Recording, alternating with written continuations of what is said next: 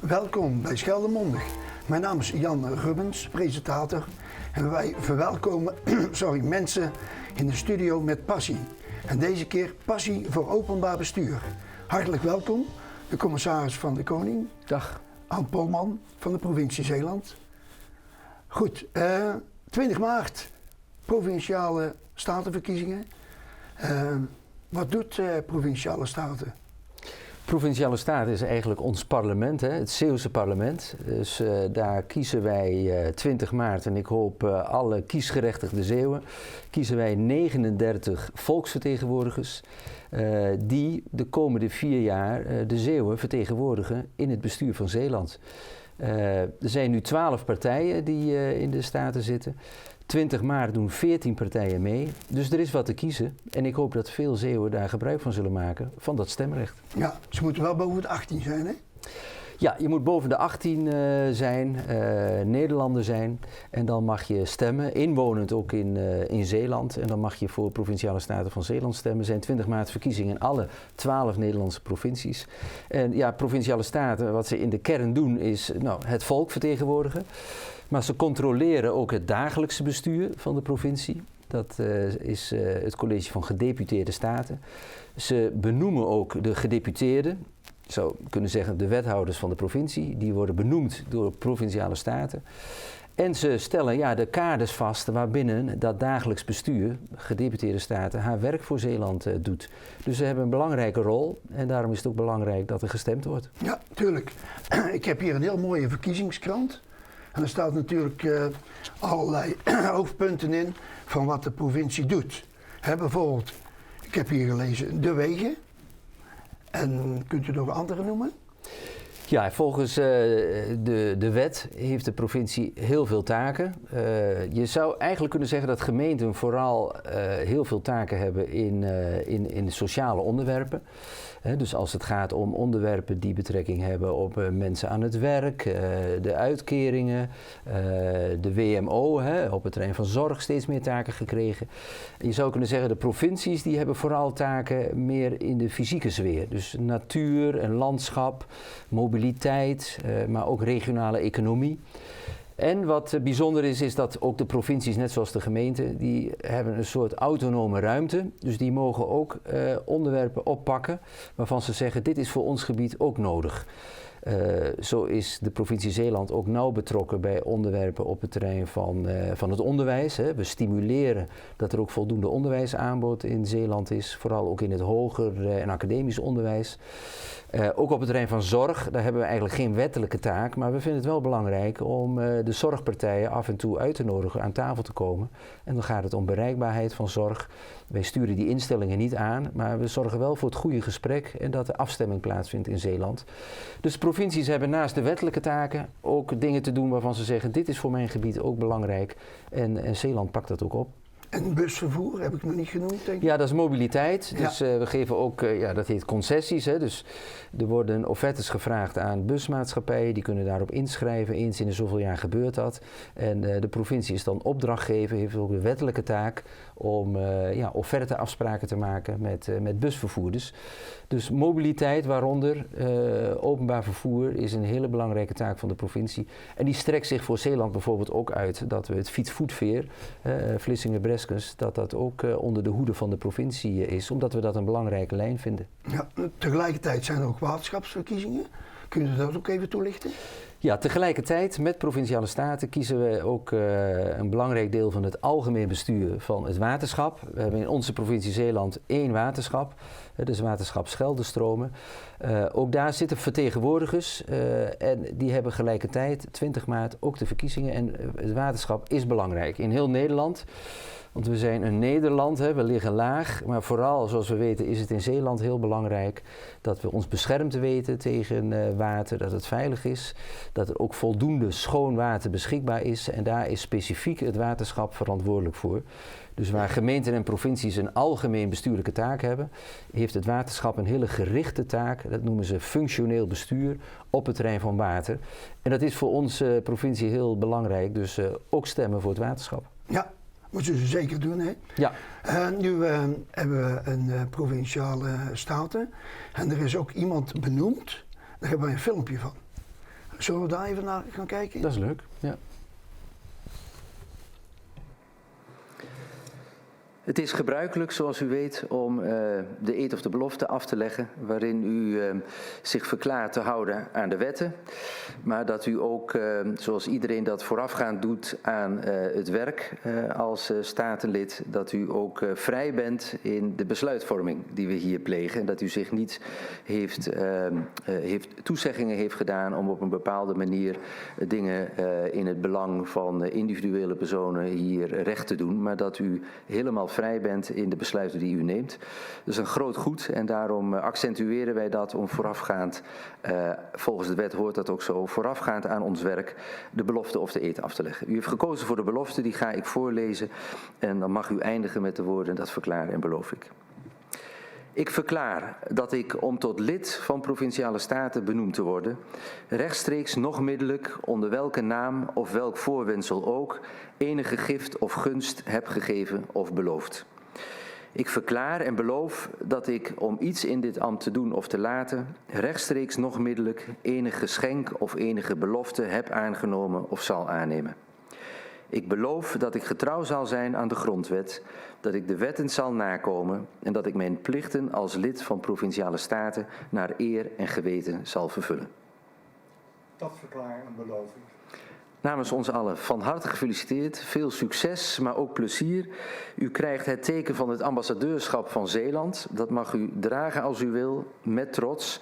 U krijgt ook bloemen, maar ik heb net begrepen, die worden op dit moment nog geplukt. Zodra die er zijn die van harte gegund. Gefeliciteerd en ik schors de vergadering enkel moment, zodat u even kunt feliciteren.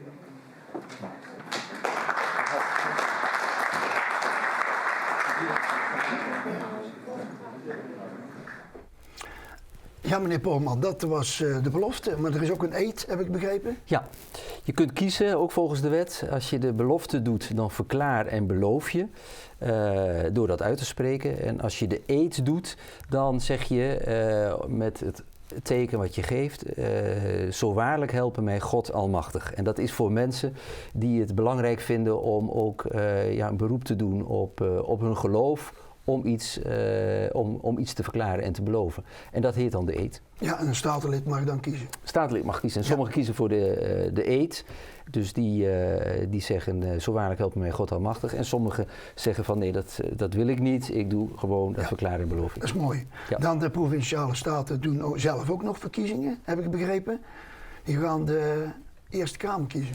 Ja, dat is een bijzonder construct. Hè? Ja. Dat onze Eerste Kamer, dus we hebben in Nederland een Tweede Kamer, die wordt rechtstreeks gekozen.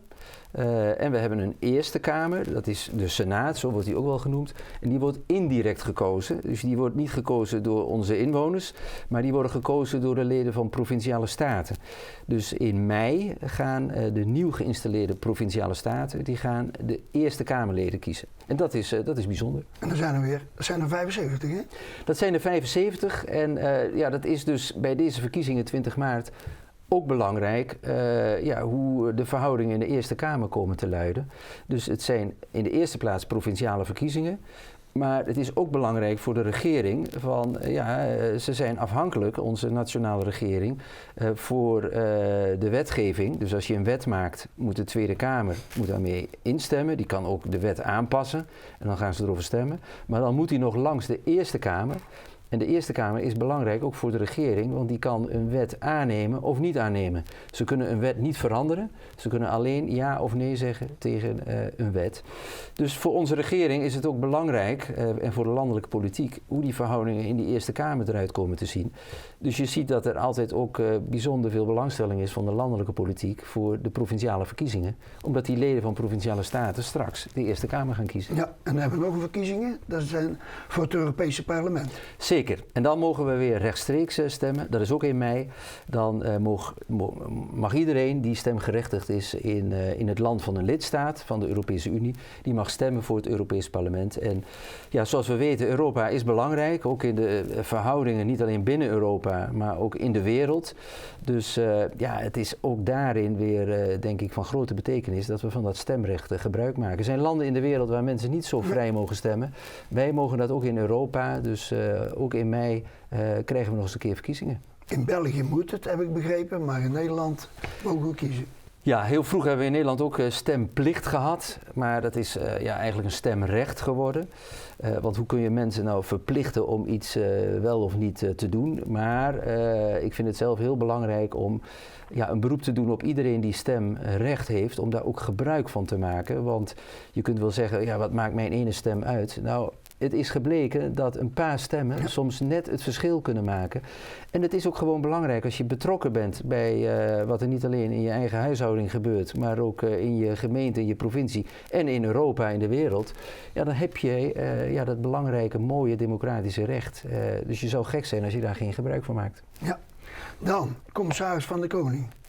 Dat is natuurlijk de voorzitter van de Provinciale Staten, voorzitter van de gedeputeerden. Maar veel kijkers zullen zich ook afvragen, en ik ook, hoe word je nou commissaris van de Koning? Hoe je het wordt. Ja, hoe je het wordt. Nou ja, het is misschien wel goed om te zeggen dat inderdaad, dat zegt u goed, je bent voorzitter van het dagelijks bestuur, voorzitter van het parlement, Provinciale Staten. En we zijn als commissaris hebben we ook een aantal rijkstaken. Dus bij het proces van de benoeming van burgemeesters hebben we een belangrijke rol om te kijken wie benoembaar is. En dan mag de gemeenteraad daar een voorstel voor doen. En we hebben ook een ambtsinstructie van de regering waarin staat dat we ook ongevraagd en gevraagd de regering kunnen adviseren. En we hebben een belangrijke bemiddelende functie als het gaat om samenwerking te bevorderen binnen je provincie. Tussen de overheden en ook met een aantal rijksdiensten die in je provincie actief zijn. Dus dat zijn eigenlijk de 3 taken. Hè? Voorzitter van het dagelijks bestuur, het parlement, zeg ik altijd, Provinciale Staten en die rijkstaken. Ja, en hoe je het wordt, solliciteren, een briefje schrijven, sollicitatiebrief. Ik wil graag commissaris worden. Maar toen u 6 jaar was, dacht u toen al van ik word commissaris? Nee.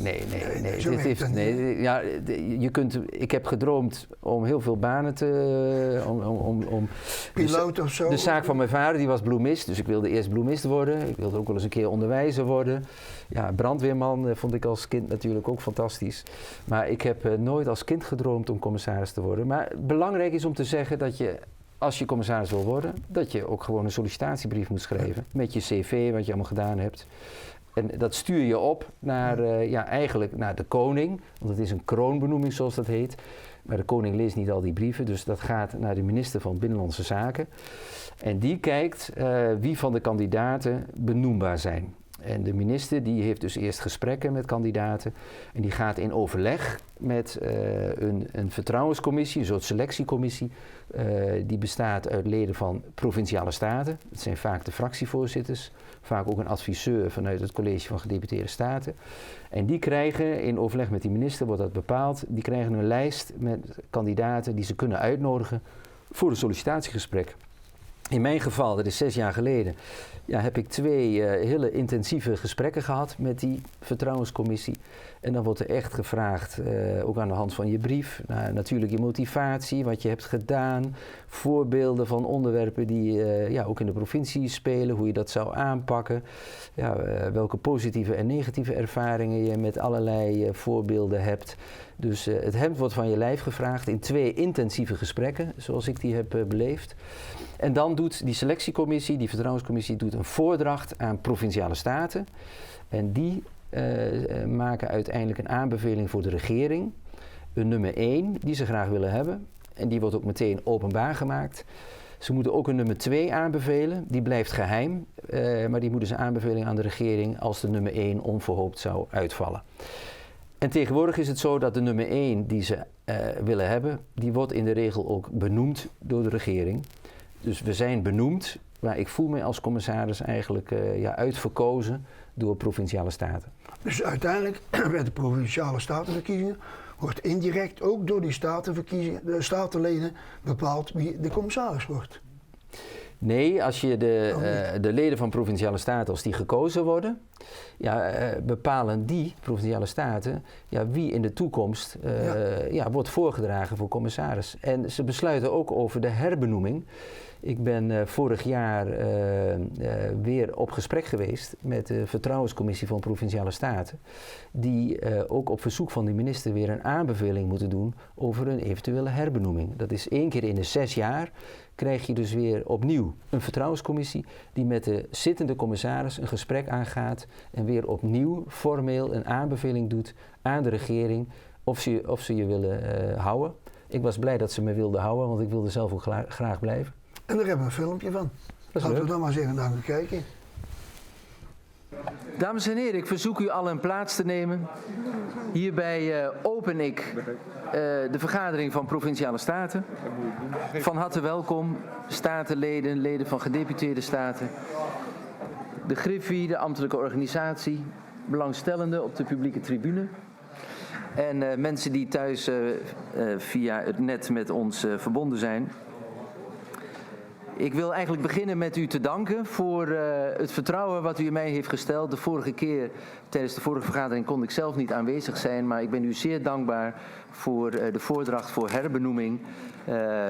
En ik kan u ook zeggen, ik heb weer een overhemd en een stropdas gevonden. Want ik was in beeld in een polo shirt. Ik mag geen reclame maken, maar ik heb heel goed begrepen dat u een goede vergadering heeft gehad waarin u mij heeft voorgedragen. En dan is het natuurlijk een goede vergadering. Ik dank u nogmaals oprecht, bijzonder van harte. Vandaag behandelen wij belangrijke voorstellingen. De begroting van onze provincie, de najaarsnota. Het is de laatste begroting in deze bestuursperiode die u vaststelt. Ik heb een bericht van verhindering ontvangen van de heer Bos en de heer Van Gent, die zal iets later komen. Nou, gefeliciteerd met uw herbenoeming. Bedankt. Hebt u ook bloemen gekregen? Ja, ik heb toen ook bloemen gekregen, ja, heel leuk. U hoeft niet meer geplukt te worden. Nee, toen niet. Nee, dat was een keer toen ik meneer Schoor moest installeren, Ja. dat de bloemist de bloemen nog niet had bezorgd, Okay. maar hij heeft ze wel gehad. Heeft ze wel gehad. Ja. Goed, ja, natuurlijk is er ook altijd een nieuwjaarsreceptie vanwege de provincie. En daar hebt u een heel mooie toespraak gehouden aan de hand van de filosoof, een Zeeuwse filosoof, Ad Verbrugge uit Terneuzen. Kunt u daar nog enkele punten van memoreren? U hoeft ze niet allemaal te doen, maar ik denk dat u toch wel een paar belangrijke punten kunt noemen. Ja. Gezond in Zeeland, dat was de titel volgens mij. Ja, ja. Nou, wat heel interessant was, dat Ad Verbrugge, die ik dacht in Terneuzen is geboren en getogen, is een redelijk bekende Nederlandse filosoof. En die heeft een boek geschreven voor middelbare scholieren. Die, als je filosofie kiest, dan moet je dat boek ook kennen. En daarin noemde hij 5 dingen die belangrijk zijn in het leven. En het voert te ver om die nou allemaal door te nemen. Maar gezondheid is natuurlijk belangrijk. Maar wat ook belangrijk is hoe je je tot elkaar verhoudt. Hè? Wat je voor elkaar betekent. Zingeving is ook belangrijk in het leven. Nou, en ik heb een aantal voorbeelden die hij heeft genoemd in zijn boek. Die heb ik genoemd in de nieuwjaarsreceptie ter inspiratie voor het nieuwe jaar. Ja, mooi. Dat is natuurlijk allemaal te beluisteren op het kanaal van Omroep Zeeland. Is alles te zien. Zullen we dan besluiten met stemmen? Hoe doe je dat? Wat heel belangrijk is, denk ik, als mensen zich nog oriënteren van er zijn zoveel partijen en wat vind ik nou? Ik vind zelf een hele mooie website zeelandstemt.nl. Daar zit ook een stemwijzer met allerlei onderwerpen waarin je op een schaal kunt aangeven wat je van dingen vindt. En ja, dat is een soort hulpmiddel om ook een beetje te kijken bij welke politieke partij zou ik mij thuis voelen. Dat is belangrijk om te doen. Als je nog meer wil weten over mijn werk, ik breng jaarlijks een jaarverslag uit. En dat is ook op de website te vinden. Dat is jaarverslag.cvandekaar.nl. Maar belangrijk is om gebruik te maken van het stemrecht. En die stemwijzer, die is heel erg behulpzaam. Er zijn ook media, zoals de PZC heeft een kieswijzer. Maar ook op zeelandstem.nl kunnen mensen thuis rustig bekijken. Bij welke partij voel ik mij thuis? Om vervolgens ook echt te gaan stemmen 20 maart. 20 maart. Kijk, dit is, beste kijkers, dit is natuurlijk de envelop die je thuis krijgt. Dit zijn de formulieren, de stempassen, allebei. Zowel voor het waterschap als voor de gemeente. En voor de provincie, hè? Ja. En de provincie, hè? Sorry hè? Ja. Ja. En vergeet je paspoort niet, of je rijbewijs of een ander identiteitsbewijs. Zullen we het daar maar bij laten? Dat lijkt me heel goed. En je mag stemmen in elk willekeurig stemlokaal in je eigen gemeente. Dus zo laagdrempelig mogelijk. Van 8:30 's ochtends tot 9 uur 's avonds. 20 maart. Stemmen. Oké, stemmen. Stemmen. Oké, dankjewel Graag voor gedaan. uw komst en voor het interview. Het was zeer leerzaam. Het is leuk om hier te zijn. Dag.